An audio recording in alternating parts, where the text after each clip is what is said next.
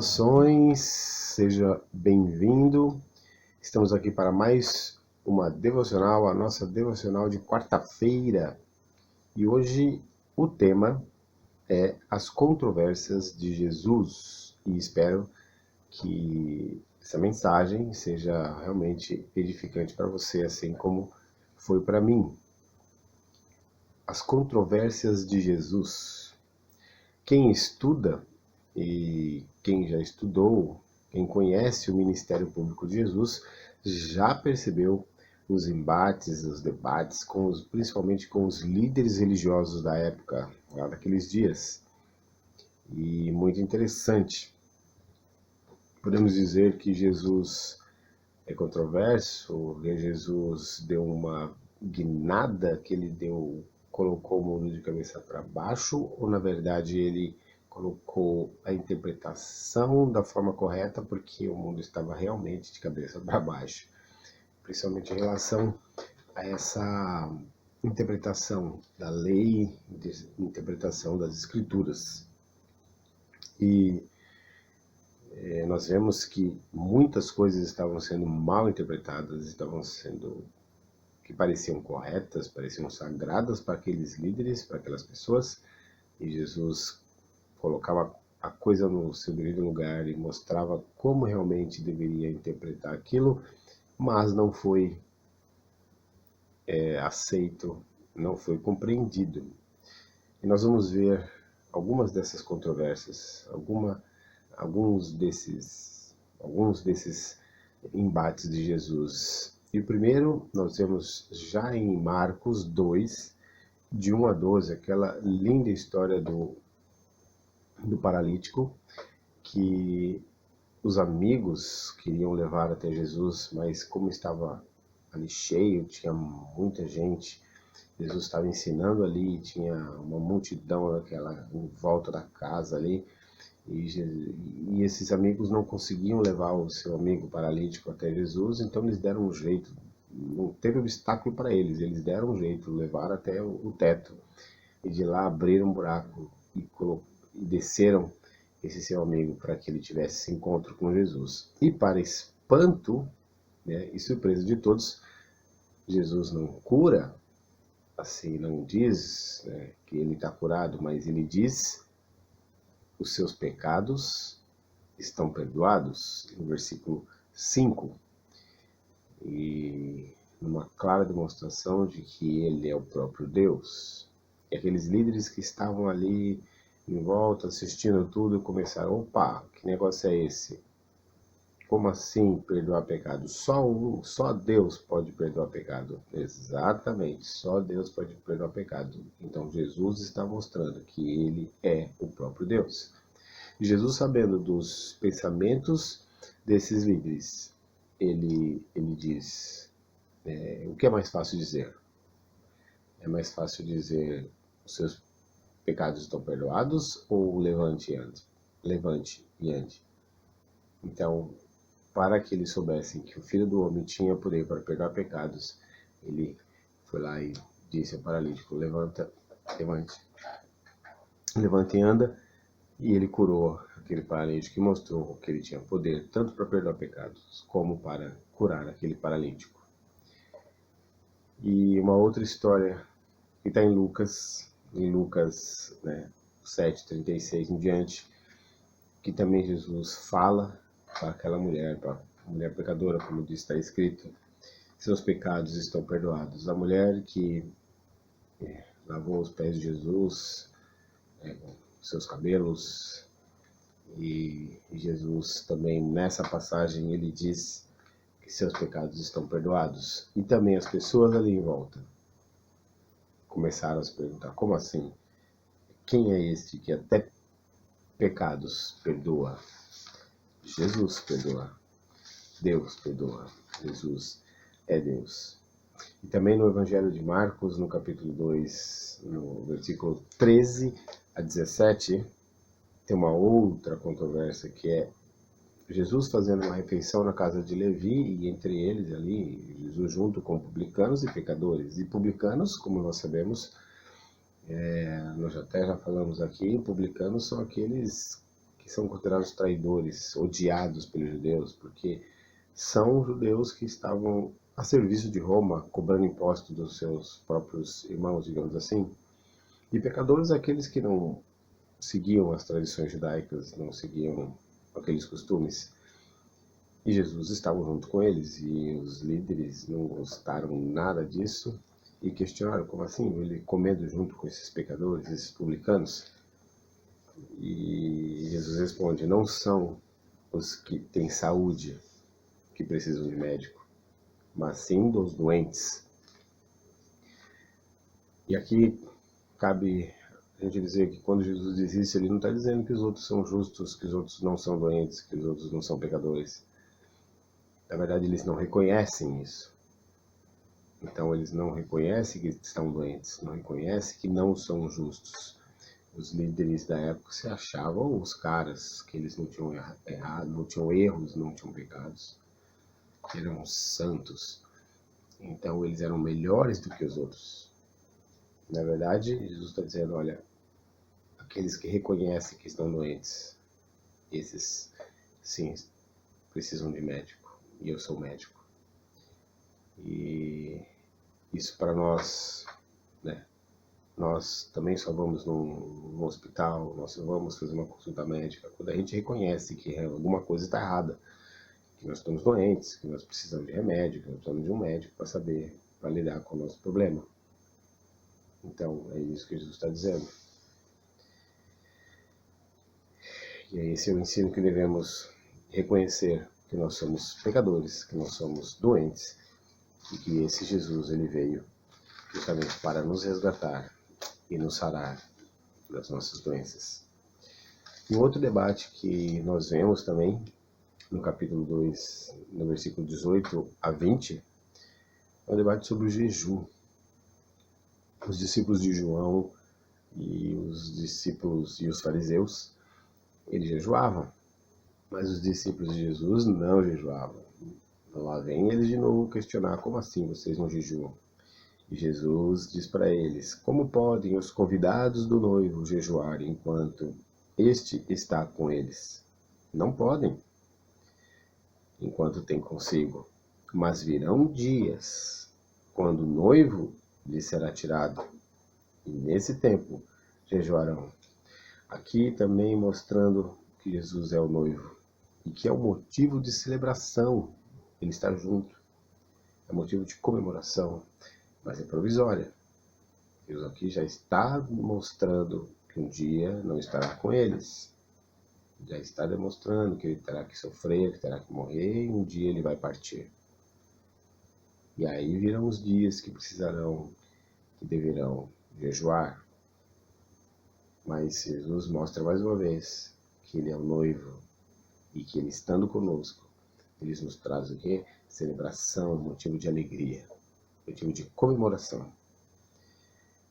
Mais uma vez, Jesus tem esse problema com aqueles que o querem questionar. Um outro debate, um outro embate, agora sobre o sábado.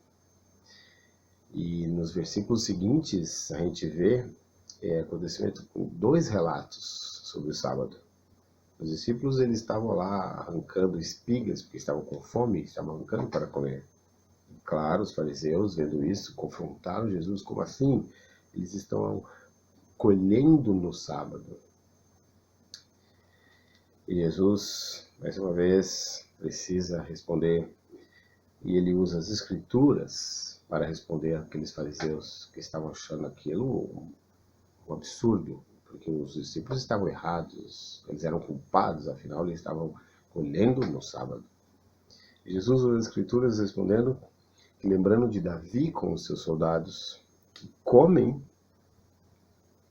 eles comem pão sagrado no tabernáculo, sendo que só os sacerdotes podiam fazer isso. E a Escritura não os condenou. E quando Jesus também está na sinagoga, e ele cura, isso num sábado, e ele cura um homem que tem a mão atrofiada. Os fariseus já estavam de olho, procurando algum motivo para pegar Jesus. E Jesus, sabendo disso, ele diz: O que é permitido fazer no sábado? O bem ou o mal? Salvar a vida ou matar? Mas eles permaneceram em silêncio. Não tinham o que dizer, né? E lá nos versículos anteriores, Jesus já tinha dito: o sábado foi feito por causa do homem, e não o homem por causa do sábado. Assim, pois, o Filho do Homem é Senhor até mesmo do sábado. Esses embates de Jesus nos mostram como ele é supremo. Ele é Filho do Homem, Deus, o nosso médico, médico dos médicos. Que ele tem autoridade para perdoar, porque ele é Deus. Ele é o noivo que enche seus convidados de alegria e motivo de celebração.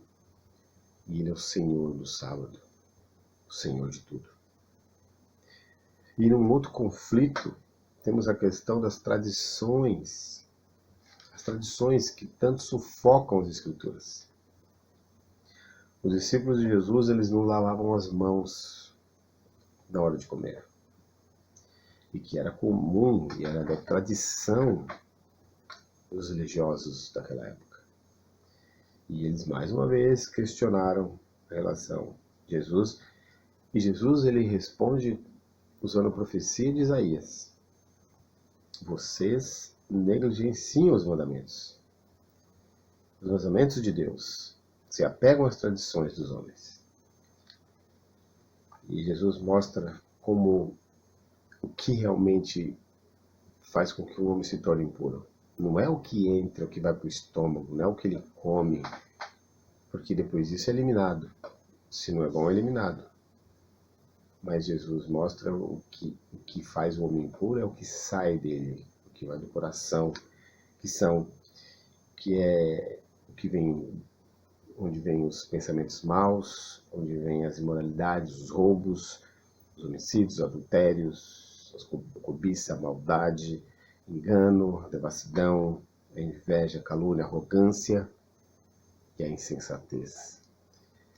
É do coração do homem que sai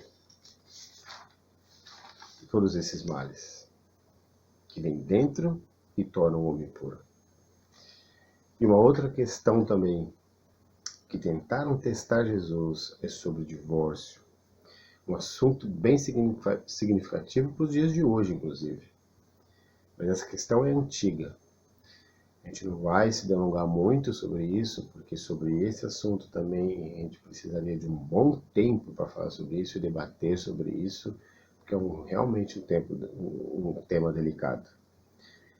Mas os fariseus, note que eles queriam realmente pegar Jesus e dar um jeito de que Jesus caísse em contradição ou algo assim, que errasse, para que eles pudessem ter um motivo para aprender, matar ou fazer alguma coisa com Jesus.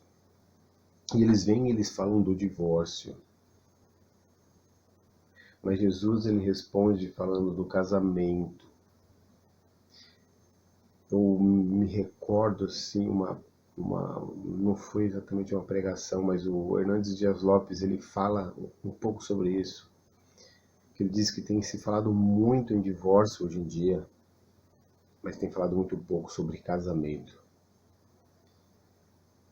E aqui nesse próprio texto, Jesus demonstra isso. Eles vêm falar de divórcio e ele responde falando do casamento, e que é uma instituição divina. Ele não fala do divórcio. Mas eles insistem, e aí eles usam Moisés como se apoiando em Moisés para tentar ainda trair Jesus. Então eles dizem: então por que Moisés mandou dar uma certidão de divórcio à mulher e mandá-la embora? Aí Jesus responde: por causa da dureza do coração de vocês. Então ele realmente passa a bola para eles, mas não foi assim desde o princípio. Então Jesus mostra que o casamento é divino e que o divórcio é por causa da dureza do coração do homem, Então o erro está no homem, e não no casamento, e não em Deus. E por último, a questão do pagamento de impostos. Mais uma vez, eles vêm tentar pegar Jesus. É certo pagar imposto a César ou não? Todo mundo sabe, ficou famoso essa frase de Jesus: dai a César o que é de César e a Deus o que é de Deus. Porque se ele dissesse que não, ele ficaria mal com Roma. Se ele dissesse que sim, ele ficaria mal com o povo.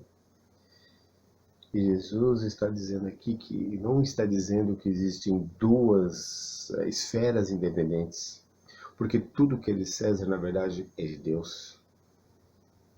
O que ele está dizendo é que o povo de Deus deve dar e reconhecer o que é devido a César.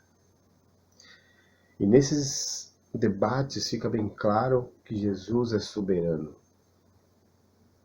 Ele mexe com a ferida, ele mexe com as coisas que estão erradas de uma forma extraordinária, uma sabedoria, claro, que vem do alto.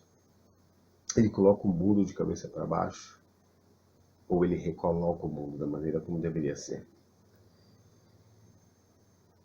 E nós entendemos através desses embates os princípios que nós devemos extrair da palavra, e não ser legalista, não pegar a palavra como ela está lá e simplesmente aplicar. Nós deveríamos entender aquela palavra, entender os mandamentos de Deus, o porquê daquilo, e não jogar de qualquer jeito e começar a acusar as pessoas usando uma palavra ou um texto sem realmente analisar com sabedoria. Nós devemos tomar cuidado com isso, para não cair nos mesmos erros daqueles fariseus. Cuidado com as tradições que sufocam os mandamentos e a palavra de Deus. Devemos aprender a dar atenção com carinho a esses assuntos controversos, e buscar realmente sabedoria de Cristo, sabedoria de Deus para resolver esses problemas. Buscar a vontade de Deus nas nossas vidas. Claro, nós precisamos questionar algumas coisas, mas não questionar a Deus, mas questionar o nosso não entendimento.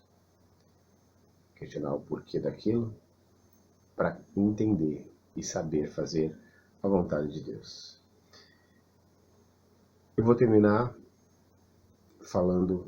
trazendo o seguinte versículo, a seguinte passagem, que está em Mateus 22, 37 e 38.